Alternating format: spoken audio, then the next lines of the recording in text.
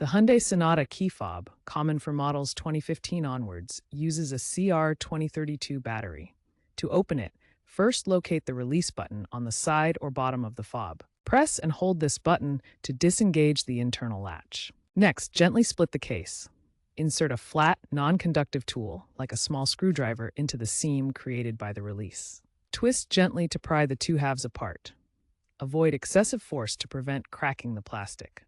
Remember, proper technique prevents costly repairs. With the case open, locate and remove the old CR2032 battery, noting its polarity with the positive side facing up. Insert the new CR2032 battery in the same orientation, ensuring proper polarity. If the contacts appear corroded, clean them gently with a dry cloth to ensure good electrical connection. Carefully snap the two halves of the key fob back together until you hear a satisfying click.